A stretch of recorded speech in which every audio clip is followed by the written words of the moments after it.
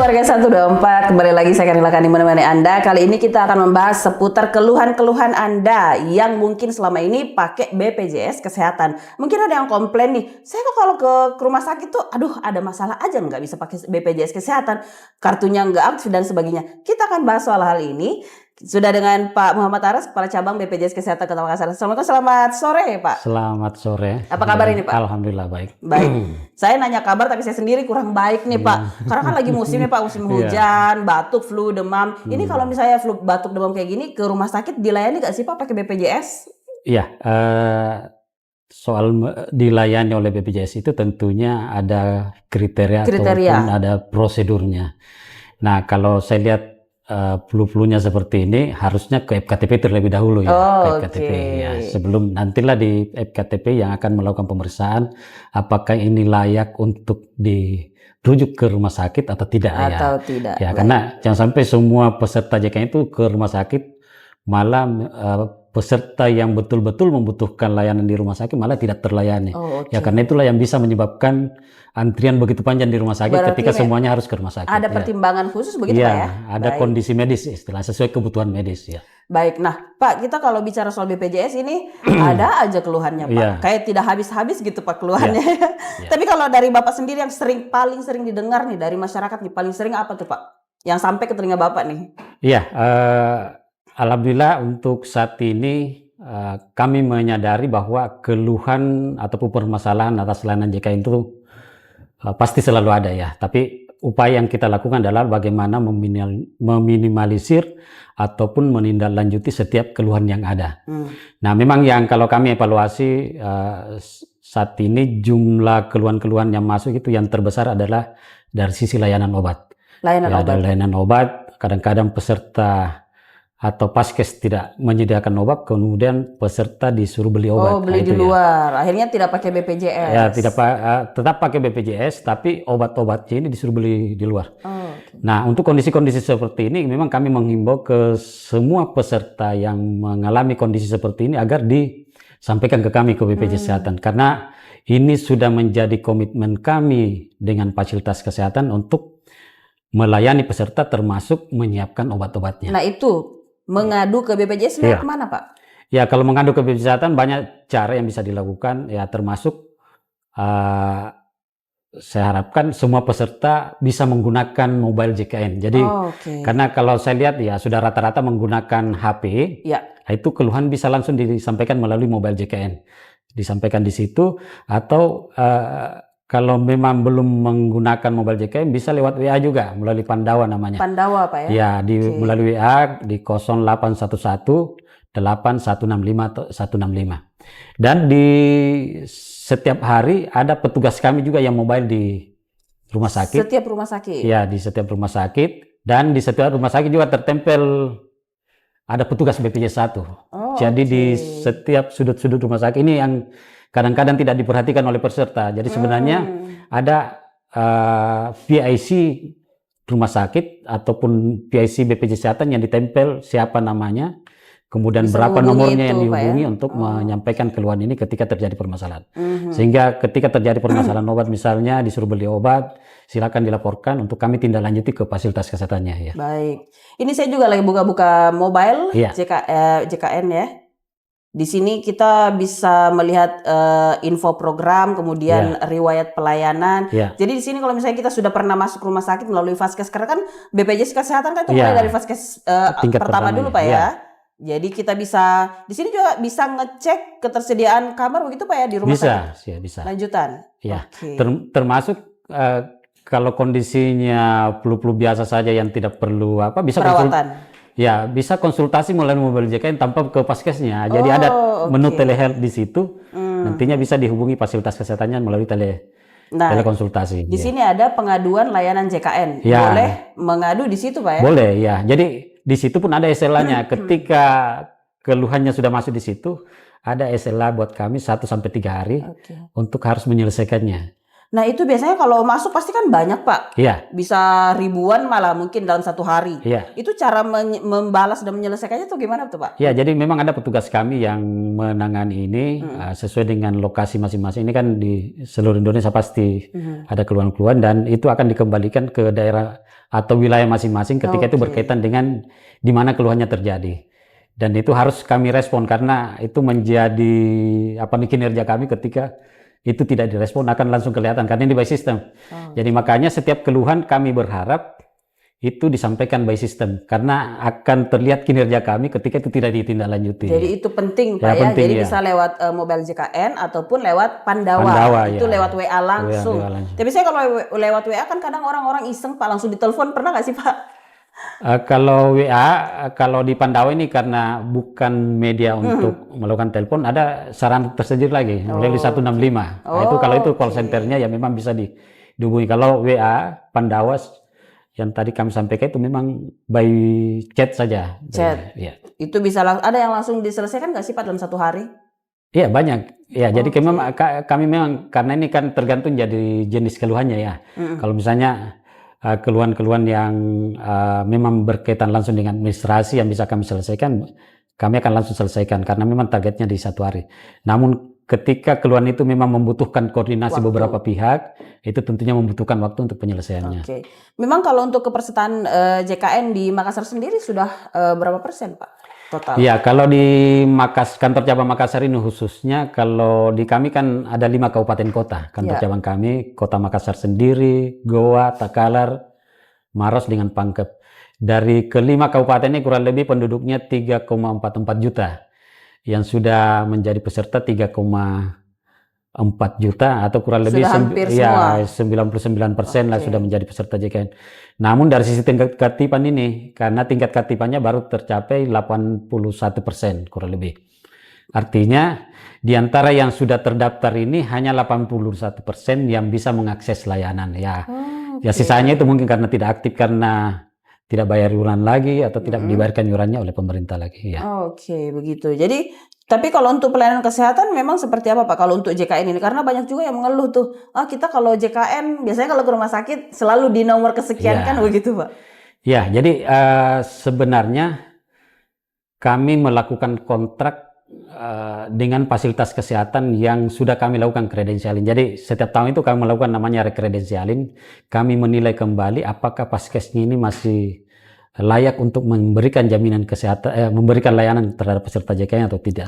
Kemudian dalam setiap kontraknya itu kami membuat komitmen. Ya, paling tidak kalau di fasilitas kesehatan itu ada 6 komitmen yang harus dipenuhi oleh rumah sakit. Yang ini harus diketahui oleh peserta juga. Dan rumah sakit itu pasti akan menempel komitmen ini. Yang pertama itu komitmennya untuk menerima pelayanan cukup dengan menggunakan NIK atau KTP. Jadi kalau berobat itu tidak perlu atau tidak harus menggunakan kartu JKN. Cukup membawa KTP itu sudah bisa dilayani.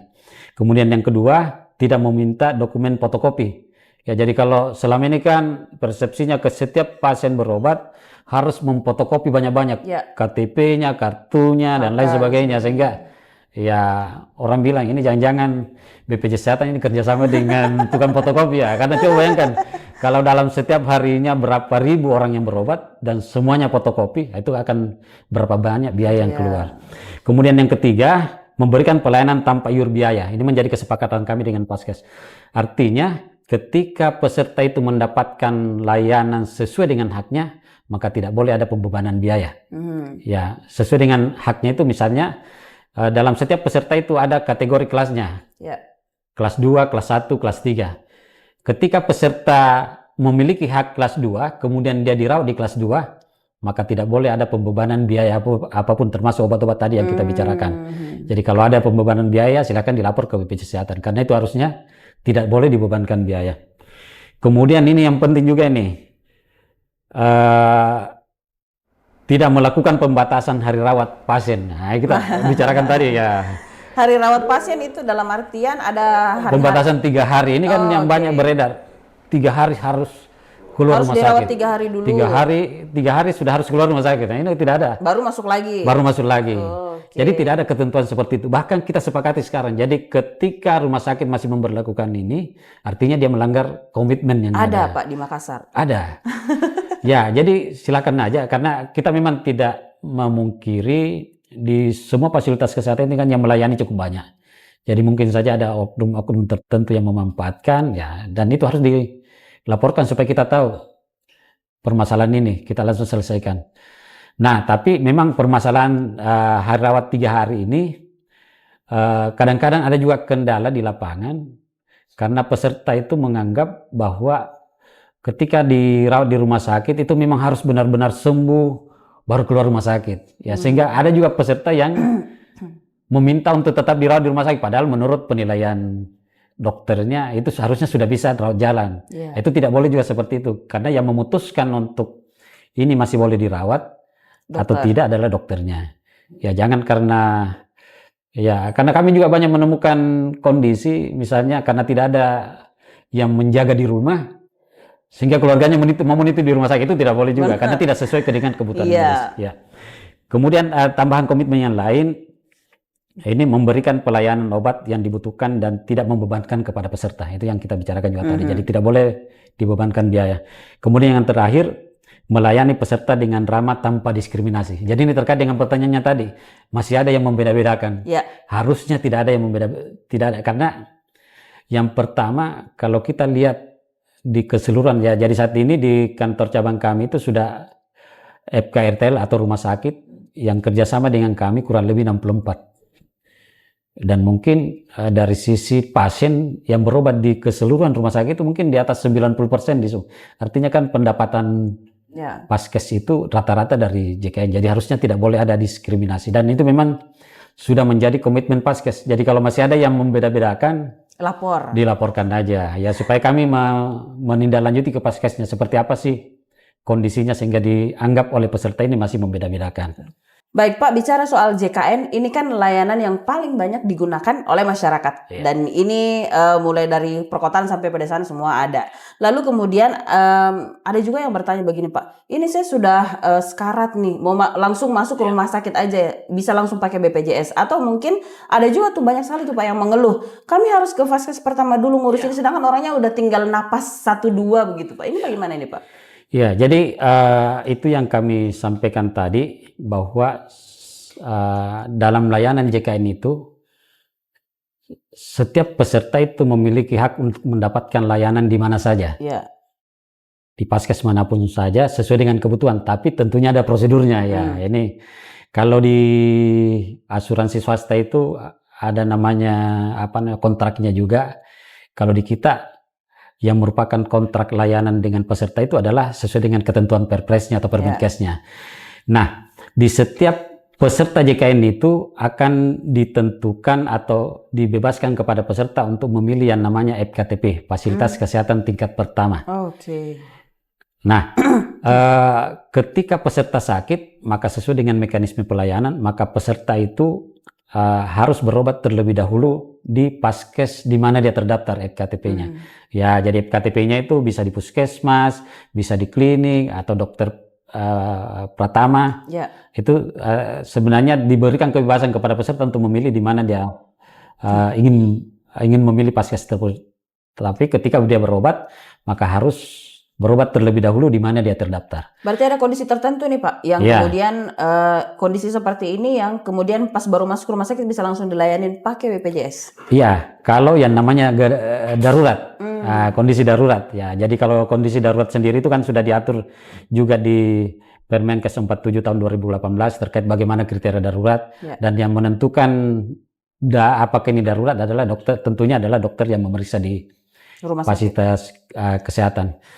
Nah, tentunya kami kembali lagi terkait FKTP-nya tadi, kan kami sampaikan bahwa ketika dia berubah harus di FKTP sesuai dengan terdaftar. Nah, pertanyaannya nanti ketika peserta itu berada di luar wilayahnya. Ini kan dia misalnya terdaftar di FKTP yang ada di Kota Makassar, tapi tiba-tiba karena dia berangkat ke Jogja, tiba-tiba sakit di sana. Bagaimana solusinya kalau seperti itu? Ya, jadi memang untuk peserta-peserta yang kebetulan berada di luar wilayahnya, tetap bisa berobat di FKTP di mana dia berada. Tinggal. Di mana dia berkunjung misalnya. Ya, kebetulan di Jogja bisa berobat di FKTP yang ada di Jogja. Tapi sekali lagi, ketika kondisinya darurat, nah itu bisa dimanapun dia berada. Kalau memang kondisinya memang mengharuskan untuk segera membutuhkan layanan di fasilitas kesehatan tersebut. Tapi saya pernah nih Pak pakai mobile JKN untuk fasilitas kesehatan pertama saya dulu di daerah. Kemudian saya bisa merubah lewat mobile JKN. Akhirnya sekarang sudah di Makassar. Tapi itu butuh waktu 7 hari Pak ya. Apakah ini semudah itu untuk semua pengguna BPJS Kesehatan? Ya, jadi untuk perubahan Paskes itu sebenarnya bisa berubah saat itu di sistem, namun perubahannya itu bisa aktif per tanggal 1 bulan berikutnya. Ya, jadi contohnya misalnya kebetulan FKTP-nya di Makassar misalnya saat ini, tapi karena sudah pindah di Jogja, memindahkan FKTP-nya ke Jogja, maka itu bisa berlaku di Jogjanya per tanggal 1 bulan depannya. Tapi bukan berarti bahwa selama itu tidak bisa digunakan. Itu tetap bisa dimanfaatkan di Makassar ataupun di Jogja pada saat itu. Ya, kenapa seperti itu? Karena kami itu setiap bulannya membayarkan kapitasi ke FKTP di mana dia terdaftar. Jadi contohnya tadi terdaftar di Makassar, peserta ini sakit atau tidak sakit, kami membayarkan kapitasi.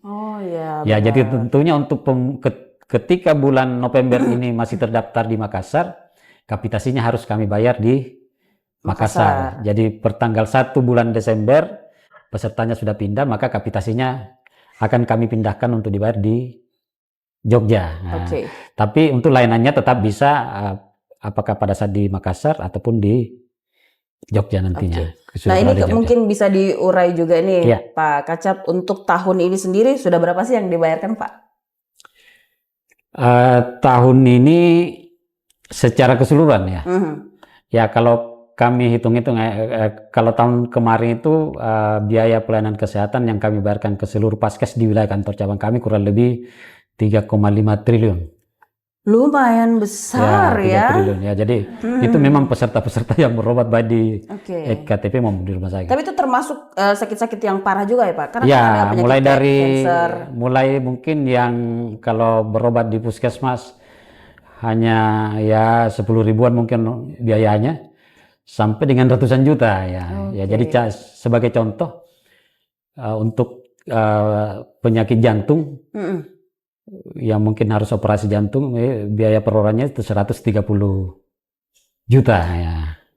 Itu sudah banyak yang memanfaatkannya kalau itu. Iya, betul. Padahal dulu untuk jantung ini belum bisa pakai BPJS Kesehatan Pak ya? Seingat saya dulu. Sudah dari dulu bisa. Oh, sudah bisa. Berarti dulunya apa penyakit yang belum bisa pakai BPJS Kesehatan sekarang sudah di-cover sama BPJS Kesehatan? Yang berat, penyakit berat itu Pak? Kalau penyakit berat itu sebenarnya dari dulu tercover semua ya. Bahkan ada kasus seperti cangkok ginjal, itu bisa sampai 500 juta ya. Berarti ini yang mungkin saya dan beberapa masyarakat juga masih kurang paham sebenarnya. Akhirnya ragu-ragu untuk berobat ke rumah sakit Pak. Ternyata bahwa ini di-cover sama BPJS Kesehatan nih Pak ya.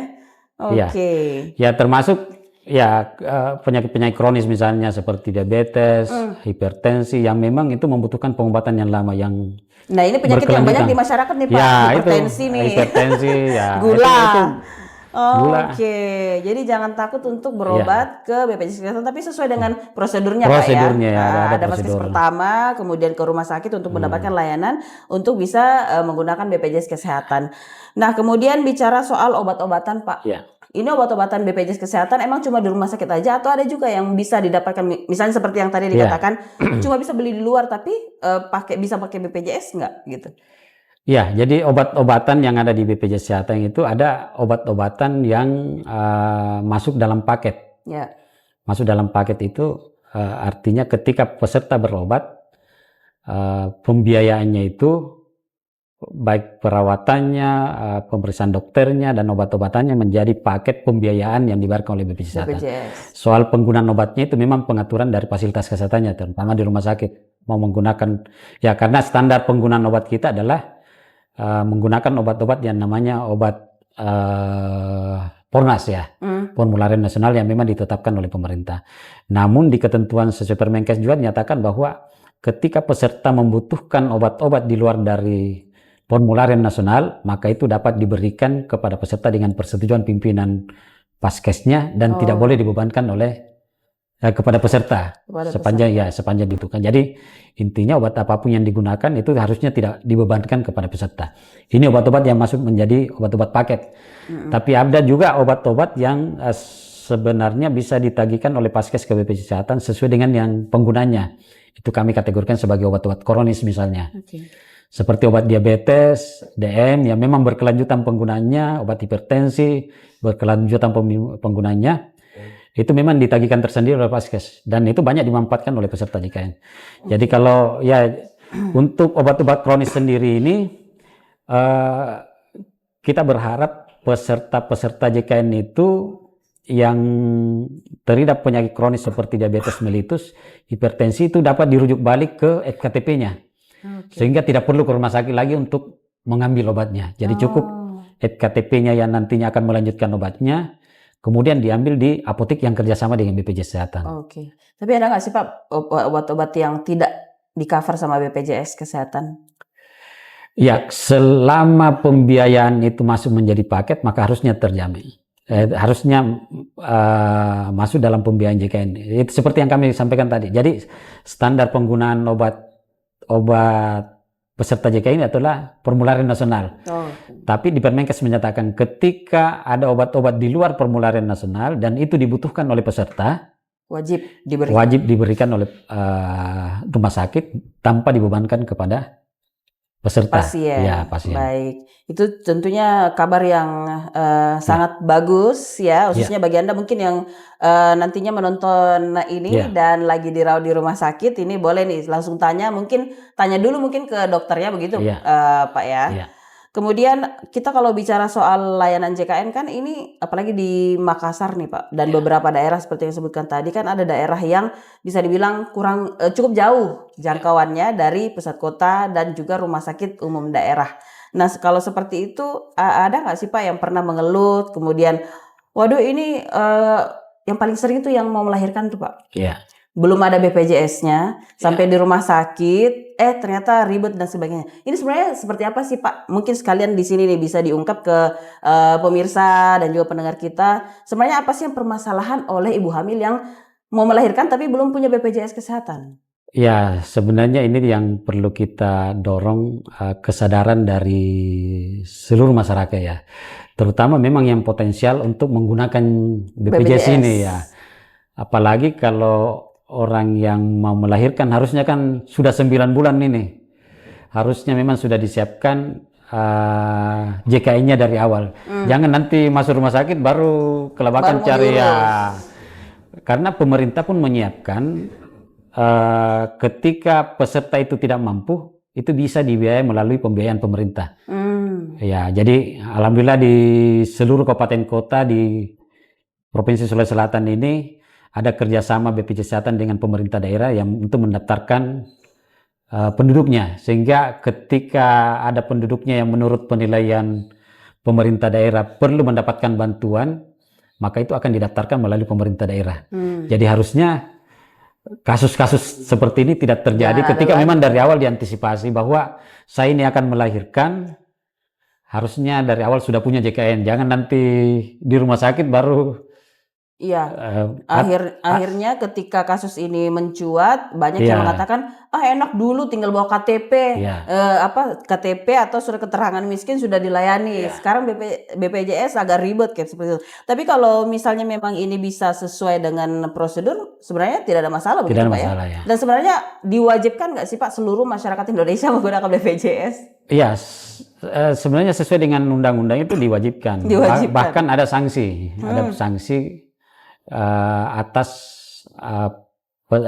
masyarakat yang tidak mau mendaftarkan diri sebagai peserta JKN. Itu ada di PP saya nggak lupa, PP 76 ya tahun 2013 terkait sanksi pelayanan publik. Jadi makanya saat ini misalnya ada masyarakat yang mengurus SIM atau SKCK harus ada BPJS. Iya, harus SKCK. Itu merupakan bentuk screening untuk melihat apakah masyarakat patuh untuk menjadi peserta JKN atau tidak ya, karena memang di undang-undangnya mewajibkan untuk seluruh penduduk menjadi peserta JKN. Jadi sebenarnya kalau bicara soal kepesertaan BPJS Kesehatan Pak ya, sebenarnya ini kesannya mungkin kayak dipaksa banget gitu Pak ya, tapi sebenarnya untuk kemaslahatan seluruh umat juga, karena masyarakat bisa masuk ke mandiri, kemudian untuk lewat pemerintah juga melalui JKN, kemudian juga dari perusahaan dan juga pekerja begitu Pak ya. Iya. Nah soal perusahaan dan juga pekerja ini yang kemarin sempat mencuat nih Pak, sempat heboh juga sebenarnya. Kalau yang masuk ke BPJS Kesehatan itu yang seperti apa, kemudian ditangani, dan juga BPJS Ketenagakerjaan itu yang mananya? Karena kan sama-sama sakit nih Pak, masuk rumah sakit. Akhirnya ada yang bertanya, loh ini BPJS Kesehatan bisa dipakai apa enggak gitu? Iya. Ya, jadi sebenarnya kalau berbicara BPJS Kesehatan dan BPJS Ketenagakerjaan ini tuh ada dua instansi yang berbeda. Ya, memang satu rahim ya, kalau istilahnya satu rahim, karena dia lahir dengan undang-undang yang sama tuh. Undang-undang 40, kemudian Undang-Undang 24 tahun 2011 terkait BPJS, itu satu undang-undang. Tapi pengelolaan programnya yang berbeda. Kalau BPJS Kesehatan itu khusus mengelola terkait jaminan kesehatannya. Tapi untuk BPJS Ketenagakerjaan itu mengelola program jaminan kecelakaan kerja, jaminan hari tua, jaminan pensiun, jaminan kematian, bahkan saat ini ditambah dengan jaminan kehilangan pekerjaan. Jadi kalau misalnya kecelakaan kerja, bisa nggak pakai BPJS Kesehatan aja Pak? Kalau kecelakaan kerja itu menjadi tanggungan atau ranah dari BPJS Ketenagakerjaan. Ya, jadi contohnya misalnya seseorang yang misalnya kayak contoh kasus kerja bangunan tuh Pak. Ya, kerja bangunan itu harusnya masuk karena jatuh sakit pada saat dia bekerja. Itu harusnya masuk menjadi ranah kecelakaan kerja. Tapi kalau misalnya nih Pak, kan banyak tuh pekerja-pekerja lepas bangunan misalnya nih.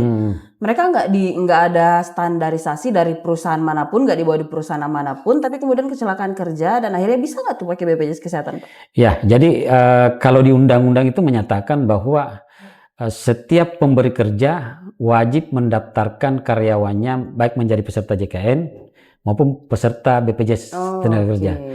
Ketika terjadi sesuatu dan perusahaannya belum mendaftarkan, maka yang bertanggung jawab atas pembiayanya itu adalah yang memberi kerja, yang mempekerjakannya. Karena kan rata-rata kalau kerja bangunan kan pekerja lepas tuh Pak. Iya, tapi kan harusnya pemberi kerjanya itu bertanggung jawab di situ. Itu bisa dituntut ke siapa yang mempekerjakan pada saat itu.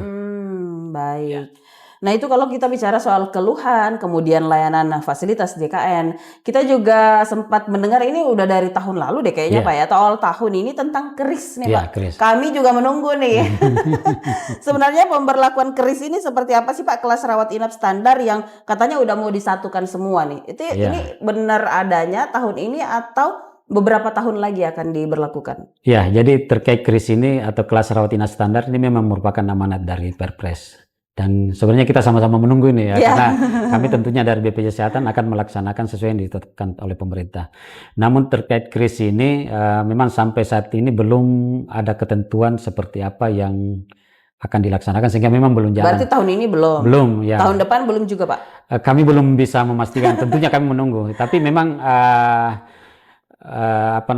terkait KRIS ini memang ada dua perspektif.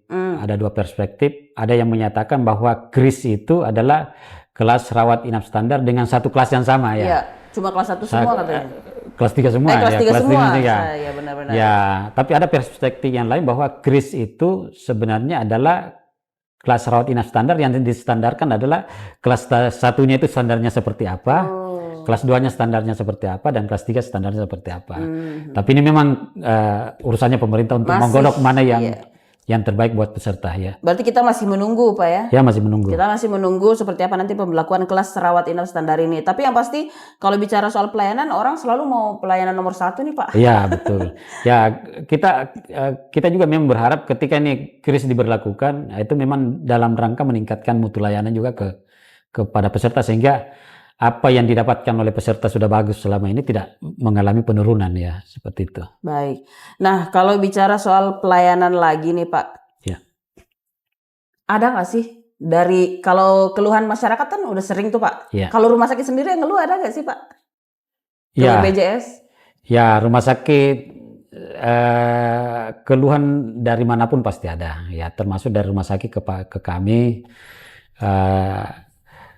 Salah satu yang dikeluhkan oleh rumah sakit adalah terkait pemahaman peserta ya. Ya, peserta kan yang sampai di rumah sakit semuanya mau dilayani tanpa prosedur tanpa apa ya. Itu memang yang menjadi tantangan buat teman-teman di rumah sakit, karena tentunya fasilitas kesehatan juga ini memiliki ketentuan-ketentuan terkait layanan. Ya, contoh misalnya layanan di UGD. Karena sesuai dengan ketentuan bahwa UGD itu dibuat dalam rangka melayani pasien-pasien yang memang statusnya UGD.